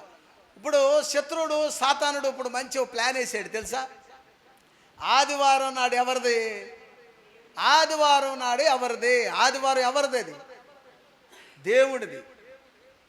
విశ్రాంతి దినం పండుగ దినముగాను ఘనముగా ఆశ్రయించిన ఎడల మీరు బహుగా ఆశీర్వదించబడతారని ఉన్నది. యాకోబు స్వాస్థ్యం అంతా మీదేనని ఉంది. దేవునికి స్తోత్రం చెప్పండి, మరి గట్టిగా చెప్పండి. ఆదివారం విశ్రాంతి దినం. పెందలకాడి లేచి మరియా, మధ్యలేని మరియా, వేరొక మరియా వెళ్ళి ఆదివారం ఉదయం ఎక్కడికి వెళ్ళారు? యేసయ్య దగ్గరికి వెళ్ళి సమాధి చూశారు. ఆడున్నాడు ఆయన, నిద్రపోకూడదు. ఆ రోజు ఏం చేయాలా? మెలకువగుండి ప్రార్థన చేయాలి. చూశారు, వచ్చారు, బలపరచబడ్డారు, వచ్చారు. ఇప్పుడు విశ్రాంతి దినం రోజున మరి 5,000 ఇచ్చిన ఎక్కడికి వెళ్ళాం? చెప్పండి, గట్టిగా చెప్పండి. 5,000 ఇచ్చిన ఎక్కడికి వెళ్తాం మనం? దేవుడు మందిరానికి వెళ్తాం. నిజం చెప్పండి భక్తులారా, నిజం చెప్పండి. నిజమే చెప్పారు మీరు, నిజమే చెప్పారు. దేవునికి స్తోత్రం. ఇది ఎప్పుడైనా అశ్రద్ధగా చేస్తారేమో, నా మాటను తోసివేస్తారేమో, మీరు ఎక్కడ లోకంలో పడిపోతారేనో ఒక్కొక్కళ్ళ నిమిత్తం అంట రాత్రి మగళ్ళు ప్రార్థన చేశారంట. ఆయన మనుషులం కదండి, నడుతా నేను మాట ఇస్తాం, ప్రమాణం చేస్తాం, కానీ మన ప్రమాణాన్ని వదిలేసేస్తాం. ఏదో ఒక సమస్య రాగానే సాతానుడు ఒక మంచి ప్లాన్ ఏం వేసాడంటే, ఆదివారం నాడు విశ్రాంతి దినం రోజున ఎవరు దేవుని మందిరానికి వెళ్ళకూడదని ఆ రోజే ఫంక్షన్ పెడుతున్నాడు. వాడు క్రైస్తవులకి ఎప్పుడు పెడుతున్నాడు? ఆదివారం నాడు. మనలోనూ గుంపులు వేసిద్ది అనమాట. ఆదివారం నాడు అందరు సెలవు కనుక ఈ రోజున బాగా జనం అందరూ మా దగ్గరికి వచ్చేస్తారు కనుక ఆదివారం నాడు ఫంక్షన్ పెడుతున్నాం. నువ్వు నా మీద నేను ఎక్కువ, యేసయ్య ఎక్కువ? చెప్పాలి, గట్టిగా చెప్పాలి. నేను ఎక్కువ? ఎవరు మాట్లాడతారు చూడండి. యేసయ్య ఎక్కువ అన్నవాళ్ళు గట్టిగా చెప్పండి. మనుషులు ఎక్కువ అన్నవాళ్ళు నిదానంగా చెప్పండి. అసలు మాట్లాడలేదంటే మీకు మనుషులు అంటే ఇంకా ఇష్టం అన్నమాట. అంతేనా? మీరన్న మాటే యేసయ్య ఇష్టం అంటే యేసయ్య మాట ఖచ్చితంగా అంటాం. మనుషులు అంటే ఇష్టం అయితే ఏం చేస్తాం? యేసయ్యని పక్కన పెట్టేసి ఆదివారం మనుషులకి వాళ్ళు ఏమన్నా బాధపడతారేమో, ఫీల్ అయిపోతారేమో, రేపొద్దు మా పిల్లలకు రారేమో, మా ఇంటికి రారేమో, మా భోజనాలు మిగిలిపోతాయేమో. దేవునికి స్తోత్రం. మా ఇచ్చారు, దేవునికి స్తోత్రం. మరి గట్టిగా చెబుతామా? సంతోషంగా ఉండేవాళ్ళు చెబుతామా? ఆదివారం నాడు ఏం పెట్టాడు? ఇప్పుడు అయినా ఫంక్షన్లు పెట్టారు కనుక దీనికి ఎప్పుడైతే మనం వెళ్తామో, ఎప్పుడైతే మనం ఆ ఆజ్ఞ అతిక్రమిస్తామో దానివల్ల చాలా శోధనలు వస్తాయి. దేవుడి మాట నువ్వు తప్పిపోతున్నావు, దేవుడి ఆలోచనలు విడిచిపెడుతున్నావు, దేవుడికి వాగ్దానం చేశావు, నీటిలో మునిగి ప్రమాణం చేసే రోజు నువ్వేమని ప్రమాణం చేశావు? నా నుంచి నీ యొక్క పరిచర్య నిందింపబడకుండా ఉండినట్లు శ్రమలు ఎందునో, ఇబ్బందులు ఎందునో, ఇరుకులు ఎందునో, శరసాలు ఎందునో అనేకమైన విషయంలో నన్ను నేను మెప్పించుకోకుండా నిన్ను మాత్రమే నేను మెప్పించినట్లు నేను జీవిస్తానని రక్షణ పొందాం. ఈ రక్షణ పొందినటువంటి వ్యక్తి ఈయన చెప్తాడు, దేవుడు అంటే నాకు ఎంత ఇష్టమో అని. ఎంత ఇష్టం అంట? పక్కన వాళ్ళు ఆదివారం పిలిచే వరకే ఇష్టం. ఆదివారం పిలిచారంటే యేసయ్యను పక్కన పెట్టేసి పిలిచిన వాళ్ళ దగ్గరికి వెళ్ళిపోతాం. నా యేసయ్య అంటాడు చూసారా, లోకమును ఆయన ఎంతో ప్రేమించాను. ఎంత ప్రేమించాడంటే లోకం కోసం ప్రాణం పెట్టేశాడు ఆయన. తన సరదాలు, తన శికారులు, తన ఆలోచనలు, తన యొక్క సంతోషం, తనకున్నటువంటి ఆలోచనలు అన్నీ చంపేసుకున్నాడు ఆయన. కామ క్రోధ మద మత్సరం లేని అతి పరిశుద్ధుడిగా జీవించాడు, మాదిరికరంగా జీవించాడు. ఆయన ఒకటే చెప్తాడు, నా తండ్రి చిత్తం నెరవేర్చాలి. ఇప్పుడు మనం దేనికి ఇక్కడ నివసిస్తుంది? పిల్లలను పెద్దవాళ్ళని చేసి, వాళ్ళు పెద్దవాళ్ళని చేసి, వారు పెద్దవాళ్ళని చేసి, మనం చేయకపోయినా మన వెనకుండా వాళ్ళు ఎవరో ఒకళ్ళు చేస్తారు. నీ జీవితానికి నువ్వే పునాది వేసుకోవాలి. నీ జీవితంలో నీవే విడిచిపెట్టేవాడుగా ఉండకూడదు. నీ కోసం ఆయన ఏం చేశాడు, నీవు ఆయన కోసం ఏం చేస్తున్నావు అనేది తెలుసుకోవాలి. లోకమును ఆయన ఎంతో ప్రేమించాడు. ఈ లోకములో ఉంటే అన్నీ కూడా జీవపు డంబమే. అదంట లోకములో ఉన్నైనను, లోకములో ఉండబోయినైనను ఏదైనాను అది జీవపు డంబం. తాత్కాలికమైనటువంటివి, అవన్నీ లయమైపోతాయి. కానీ దేవుని ప్రేమ శాశ్వతమైనది. మీకోసం నేను ప్రాణం పెడుతున్నాను, నా కోసం మీరు ఏడవద్దు. ఎవరి కోసం ఏడవాలి? మీకోసము, మీ పిల్లల కోసం ఏడవండి. మీకోసము, మీ పిల్లల కోసం ఏడవమని చెప్పాడు ఆయన. నా కోసం ఏడవమని చెప్పలేదు. యేసు ప్రభు చనిపోయాడని ఏడవలసిన అవసరమే లేదు. ఆయన చనిపోవటమే మనకు సంతోషం. ఆయన చనిపోతవే మన యెరూషలేములో ప్రజలందరూ ఆదరించబడ్డారు. ఆయన చనిపోవటం వల్లే మనకు వచ్చింది రక్షణ. ఆయన చనిపోవటం వల్లే మన జీవితంలో ఆశీర్వాదాలు ఉన్నాయి. ఆయన చనిపోవటం వల్లే పరలోకం ఉంది. ఆయన చనిపోవటం వల్లే మనకి నెమ్మది ఉంది, సంతోషం ఉంది. ఆయన చనిపోవటం వల్లే, ఆయన రక్తము వల్ల మనకు స్వస్థత కలుగుతుంది. తన తిన్నటువంటి గాయాలు, దెబ్బల వల్ల మనకు స్వస్థత కలుగుతుంది ఖచ్చితంగా చెబుతూ ఉన్నాడు. ఒక మెడిసిన్ వల్లే కాదండి. మెడిసిన్ ఎందుకు వాడమన్నాడంటే, విశ్వాసం లేని ఇతరుల వల్లే మీరు జీవించవద్దు. కానీ ఇస్కియాకి రోగం వస్తే, క్యాన్సర్ వ్యాధి, ఏం చేశాడు ఆయన? అంజూరపాకు ఆ క్యాన్సర్ గడ్డలో ఆ గాయంలో పెట్టాడట. ఆ క్యాన్సర్ గడ్డలో ఎప్పుడైతే అంజూరపాకులు పెట్టాడో, ఆ పురుగులన్నీ చనిపోయి రాలిపోయి ఆ గడ్డ అనుకున్న రోగం తగ్గిపోయినాయట. 15 సంవత్సరాలు ఆయుష్యం పొడిగించాడు. మందు వాడటం తప్పు అని బైబిల్ చెప్పలేదు. ఔషధమై ఉన్నాడు ఆయన. నువ్వు మందు వాడుకో, విశ్వాసం ఉంటే విశ్వాసంతో బ్రతుకు. అన్యాయం చేసేవాడిని చేయని, న్యాయంగా బ్రతకవాడిని బ్రతకనండి. నీతిమంతుడిని నీతిమంతుడిగా ఉండయండి. వారి వారి క్రియలు చొప్పున జీతము నేను ఈటకు సిద్ధముగా, భూలోక తాళపు చెవులు నా దగ్గర ఉన్నాయి అంటున్నాడు. నువ్వు బాగా నీతిగా బ్రతికావనుకోండి, నీతికి తగినట్టు ఫలాలు వస్తాయి. నేనే సమస్తానికి నేనే దేవుడిని నువ్వు బ్రతికావనుకో, నీకు ఇచ్చే ఫలాన్ని నీకు ఇస్తాడు. నువ్వు ఎలా బ్రతకాలనుకుంటున్నావో స్వేచ్ఛనిచ్చాడు. ఓ క్రైస్తవుడా, నువ్వు ఇరుకులో ఉండాలి, నువ్వు ఇబ్బందుల్లో ఉండాలి అని కాదు. నువ్వు భక్తి కరెక్ట్గానే చేయకుండా నీ ఇష్టం వచ్చినన్నా తిరుగు. నువ్వు బ్రతకగలిగితే పరలోకం, నడవగలిగితే మోక్ష మార్గం, నడవలేకపోతే శిక్షించబడతావని ఉంటుంది. అంతేగాని నువ్వు వారిని బట్టి నేను భక్తి చేస్తున్నాను, వీళ్ళని బట్టి భక్తి చేస్తున్నావని కాదు. ఎవరిని బట్టి మనం భక్తి చేయాలి? దేవుణ్ణి బట్టి చేయాలి. దేవుడు నీ కుటుంబానికి ఏం చేశాడు, నీ జీవితంలో ఏం చేశాడు, నీకు ఎంత లాభం కలిగింది, లాభానికి దేవుడిని భక్తి చేయాల్సిన అవసరం లేదు. చర్చికి వస్తే ఎంత లాభం వస్తుంది, ఇలా చర్చికి వస్తే లాభం వస్తుందా, వెళ్ళిపోతే ఎంత లాభం వస్తుంది, ఈ లెక్కలు వేసుకుంటే దేవుడు మనకై అక్కర్లేదు. మనమే దేవుడు అయిపోతాం. దేవునికి స్తోత్రం చెప్పండి. లెక్కలేసేవాడికి ఆడే దేవుడు. దేవునికి స్తోత్ర. ఆయన అంటాడు కదా, నా నిమిత్తం మీరు ఎంతైతే నష్టపోయారో ఆ నష్టం నేను భరించుకుంటా, మీకు ఇస్తాను అంటాడు ఆయన. నమ్మి విశ్వాసం ఉండేవాళ్ళకి కదా అది దొరికేది, అందరికి దొరికేది కాదు. అందుకనే యేసయ్య అంటాడు, ఈ లోకంలో మనం అందరం కరిగిపోకుండా మనల్ని ప్రేమించి తీసుకుని వచ్చాడు. అందుకని మొదటి వచనంలో ఏమంటుంది, కొలసీ పత్రికలు ఏమంటుంది చూడండి, 3వ అధ్యాయము 12వ వచనంలో చూడాలి. కాగా దేవుని చేత ఏర్పరచబడిన వారు, పరిశుద్ధులను, ప్రియులైన వారును తగినట్లు జాలిగల మనసును, దయాలత్వమును, వినయమును, సాత్వికమును, దీర్ఘశాంతము గలవారే మనమే బ్రతకాలి. దేవుడి మందిరానికి వచ్చిన ప్రశాంతత లేని జీవితాలు ఎన్నో ఉన్నాయి. దేవుడి మందిరానికి వచ్చి నెమ్మది లేని జీవితాలు ఎన్నో ఉన్నాయి. ఎందుకు బ్రతుకుతున్నావో తెలీదు, ఎందుకు ప్రభుని నమ్మేవో తెలీదు. నెమ్మది లేని, సంతోషం లేని, ఆనందం లేని జీవితాలు గడుపుతూ ఉన్నారు. కానీ దేవుడి మీద నీ భారాన్ని వేయటం లేదు. నీ భారాన్ని నువ్వే మోసుకుంటూ పోతావు ఉన్నావు. మన భారాన్ని ఎవరి మీద వేయాలి? ఆయన మీద వేద్దాం. పరిశుద్ధంగా బ్రతుకుదాం, జాలి కలిగి బ్రతుకుతాం, దయ కలిగి బ్రతుకుతాం, గౌరవం కలిగి బ్రతుకుతాం, ఒకరిని ఎడల ఒకరు రెస్పెక్ట్ కలిగి బ్రతుకుదాం. దేవుని సన్నిధిలో దేవుని పిల్లలుగా బ్రతుకుదాం. టోటల్గా లోకంలో ఎలా బ్రతుకుదాం, మనం ఎలా బ్రతకాలి? బయటికి వెళ్ళి చెప్పాలి. మందిరంలో ఉంటే దేవుడి పిల్లలు, బయటికి వెళ్తే రాక్షసి పిల్లలు వెళ్ళి బ్రతకూడదు. బయటికి వెళ్ళినా లోపల ఉండా ఎప్పుడు ఒకే రీతిగా బ్రతకాలి. నాతో దేవుడు ఉన్నాడు, నేను దేవుడితో ఉన్నాను. దేవుడు నన్ను చూస్తున్నాడు, దేవుడు నా క్రియలు చూస్తున్నాడు, నా మాటలు చూస్తున్నాడు, నా ఆలోచన చూస్తూ ఉన్నాడు.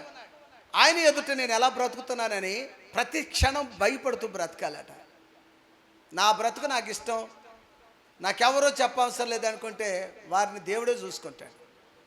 అందుకని ప్రకటన గ్రంథంలో అంటాడు ఆయన, అన్యాయం చేసేవాడిని చేయనండి, నీతిగా బ్రతికేవాడిని బ్రతకనండి. ఏమండి, దుర్మార్గుడుగా మొదలైంది, మీరేమనొద్దు. వాడు చేస్తున్నాడని ఈడు, వీడు చేస్తున్నాడని వాడు. విశ్వాసులను పోల్చుకోకండి, ఒక సేవకుడు పోల్చుకోకండి. లోపాలు ఉన్నాయి, వారు మనుషులే కనుక లోపాలు ఉంటాయి. ఏ లోపం లేనటువంటి పరిశుద్ధుడు ఆయన. లోపం లేనటువంటి ఆ పరిశుద్ధుని మనం ఆరాధించాలి. ఆయనలో ఏ తప్పైనా చూపించగలిగిన మనుషుడు లేడు కనుక ఆయన పరిశుద్ధుడని మనం నమ్మాలి. ఒక సేవకుడి ద్వారా పరలోకం వెళ్ళాం, ఒక విశ్వాస ద్వారా పరలోకం వెళ్ళాం. మనం వెళ్ళగలిగింది మన యేసయ్య ద్వారానే వెళ్ళగలుగుతాం. నమ్మిన వారు గట్టిగా చప్పట్లు కొడదామా? హల్లెలూయా, హల్లెలూయా, హల్లెలూయా. అందుకనే మన సాత్వికమును, దయాళత్వమును, దీర్ఘశాంతమును, జాలి కలిగిన మనసును, వినయం కూడా ఉండాలి. దేవుడి పిల్లలు ఎలా ఉండాలి? ఆగి నమస్కారం, వందనాలు చెప్పాలి. మీరు రకరకాలుగా ఉంటారు మనుషులు, మిమ్మల్ని బట్టి చెప్తారు దేవుడి పిల్లలా మీరని. మీరు ఏ ఊరు వెళ్తున్నా మీ వినయాన్ని, మీ పద్ధతిని, మీ పొదిను, మీ ఒక జాగ్రత్త, మీ ప్రయాణంలో మీరు నడుస్తున్న ఆ ప్రయాణంలో మిమ్మల్ని చూసి, అమ్మ దేవుడిని నమ్ముకున్నారా మీరు? మరొకళ్ళు అడుగుతారు. ఎలా తెలుసండి మీకు? ఆయన ఆయన ఆయన అలవాట్లు మనలో కనపడుతున్నాయని, ఆయన అలవాట్లు మనలో కనపడుతున్నాయని చెప్తారు. చాలామంది అడుగుతారు, మీరు పాస్టర్ గారే అని అడుగుతారు. తెల్లబట్టలు పాస్టర్ గారు వేస్తారా? అందరూ వేస్తారు కదా. వారి ఆలోచన, వాళ్ళ నడక, వారి బిహేవియర్, వారి చేతిలో ఉన్నటువంటి నడక, వారి ఆలోచనలు మనుషులు చూస్తారు. మక్కట్లో నడక, మనం క్రైస్తవులు రోడ్డు అంటే వెళ్ళేటప్పుడు ఎంత వినయంగా నడుస్తారో ఆడపిల్లలు కానీ మగ పిల్లలు కానీ. ఆ నడిచే నడకను బట్టి వీళ్ళు ఎవరి పిల్లలు అని చెప్తారు, దేవుని పిల్లలే చెప్తారు. అందుకని నేను చాలా జాగ్రత్తలు చెబుతా మీకు. కేవలం బొట్టు గాజులు తీసేసినంత మాత్రాన దేవుడి బిడ్డలం కావు. హృదయంలో ఉండే, లోకంలో ఉండే అది తీసేసుకోవాలి. ఆయన ఏం చేసుకుంటాడు? నీ బొట్టు గాజులు ఆయన ఏం చేసుకుంటాడు? నువ్వు సమర్పణ చేసుకున్నావు, అది మంచిది. సమర్పణకు తగిన జీవితాన్ని నువ్వు గడపాలి. మనుషులను చూసాము తీసేయటం, మనుషులను చూసి పెట్టుకోవటం, అది చాలా తప్పు. నేను తీసేయమని ఆయన ఏం చెప్పలేదు. నాకు ఈ లోకంలో ఏం అవసరం లేదనుకుంటే తీసేసుకో, తప్పేం లేదు. ఏ సేవకుడు నువ్వు బొట్టు తీసేయాలి, గాజులు తీసేయాలని చెప్పడం, వాళ్ళకెందుకు లేనిపోయిన రిస్క్? బైబిల్లో లేనిది ఎవరు చెప్పరు. కానీ నీ సమర్పణ బట్టి నువ్వు చేసుకునేటువంటి మార్పుని ఈ లోకంలో నేను నా యొక్క అందసందాలు లోకానికి హేముగా కనపడాలని వికారమైనటువంటి ఆ సౌందర్యాన్ని దేవుడికి మాత్రమే నేను నచ్చాలి, లోకానికి నచ్చపోయినా పర్వాలేదు అనుకుంటే అప్పుడు నువ్వు సమర్పణ చేసుకుంటావు. ఎవరికి నచ్చాలని? దేవుడికి మాత్రమే నచ్చాలని. నీ బంధువులకు నచ్చవు, మనుషులకు నచ్చవు, ఎవరికి నచ్చవు నువ్వు. ఎందుకని? నీ అలంకరణ ఏమి లేదు, సౌందర్యం అంతైనా లేదు, సొగసైన నీలో లేదు కనుక నిన్నందరూ కూడా రకరకాలుగా మాట్లాడుతూ ఉంటారు.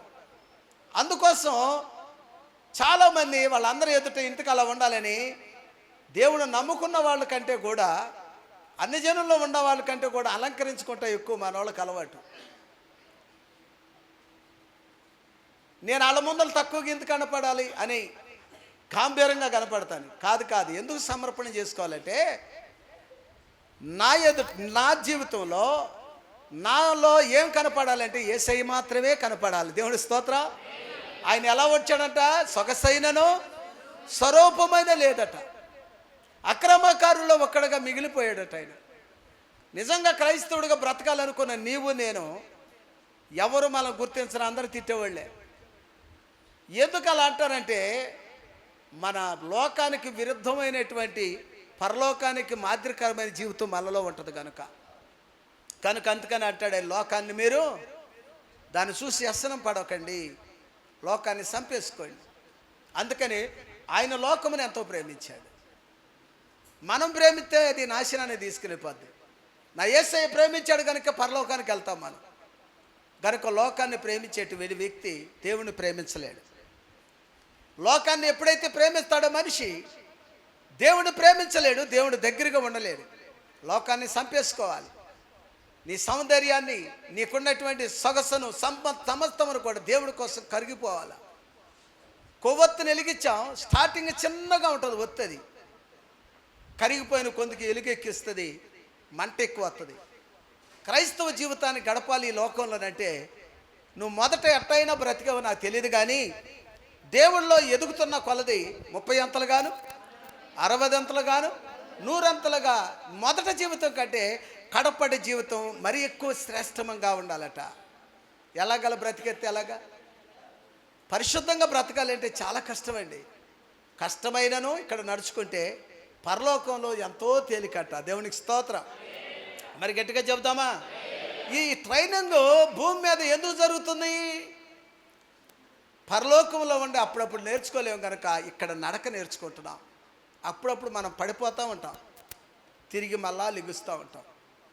గనుక తప్పు చేయని మనుషుడు ఒక్కడోనూ లేడు, కానీ తప్పు చేయకుండా బ్రతకాలని బ్రతకమంటున్నాడు ఆయన. దేవునికి స్తోత్రం చేద్దామా? ఎలా బ్రతకమంటున్నాడు ఆయన? తప్పు చేయకుండా బ్రతకమని ప్రభు చెబుతూ ఉన్నాడు. తప్పు చేయని మనిషి ఎవరూనూ లేరు. తప్పుని నీ మనసుతోనే నువ్వు రాజీ పడమాక, నీ మనసుని నీవు గద్దించుకో. నేను చేసింది తప్పు ఎవడో మనం చెప్పకూడదు. నీకు ఒక మనసు ఉంది కదా, ఆ మనసుకి ఒక శరీరం ఉంది కదా, నువ్వు ఆలోచించే శరీరము మనసు, దేవుని యొక్క ఆత్మ శరీరం రెండు ఆలోచించినప్పుడు దేవుడికి ఎంత ద్రోహం చేసావనేది అర్థమైంది.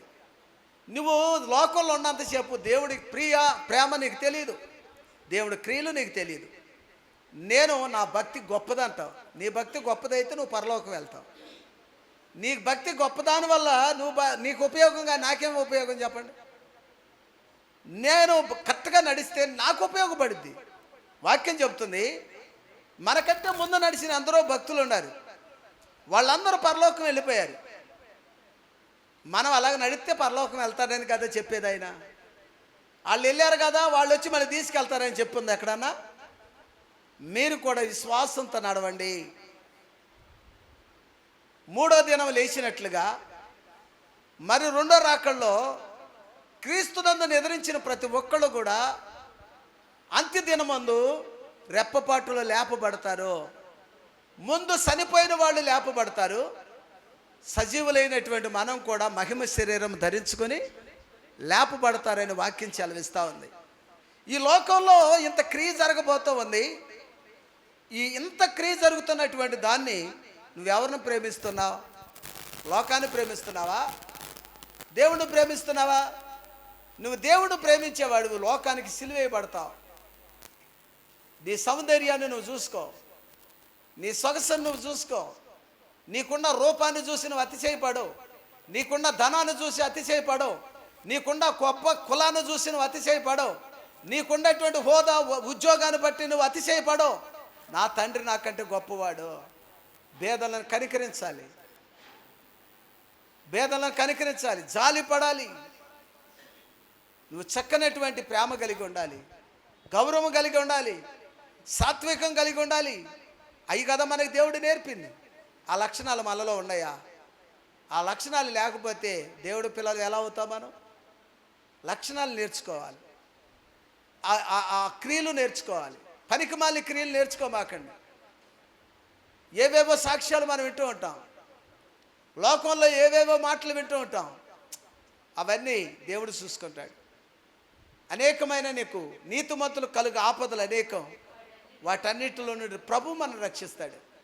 నీ ప్రాణం మీదకి వచ్చేస్తే చచ్చిపోతున్నావు, నువ్వు చచ్చిపోయినాక వచ్చి రక్షిస్తాడు ఆయన. చనిపోతున్న స్థితిలో నిన్ను లేవనెత్తివాడు ఆయనే. దేవునికి స్తోత్ర. నువ్వు లేవలేని స్థితిలో, నువ్వేమి చేయలేని నిరుత్సాహం పడిపోయిన నీ జీవితంలో ఆయన నీకు తోడుగా ఉండి నడిపిస్తాడు. అది మాత్రమే నిజం. దేవునికి స్తోత్ర. ఆయన మాత్రమే చేయగలడు. ఎవరంతమంది ఉండవస్తుంది కనుక ఆయన మాత్రమే ఆశ్రయించాలి. మన బిడ్డలు బాగుండాలన్నా, మన కుటుంబం బాగుండాలన్నా ఆయన మాత్రం మనం ప్రేమించాలి, ఆయన మాత్రమే మనం గనపరచాలి. కనుక దేవుని యొక్క సన్నిధిలో మనం అందరం ఈరోజు నేర్చుకున్నటువంటి పాఠం, జాలి కలిగిన వాడు ఆయన. మన మీద ఏం పడ్డాడు ఆయన? జాలి కలిగి. ఎక్కడుంది ఆ మాట అమ్మా? ఎక్కడుంది అది? 50 చూడు, మనం చదివినట్టున్నా అమ్మా.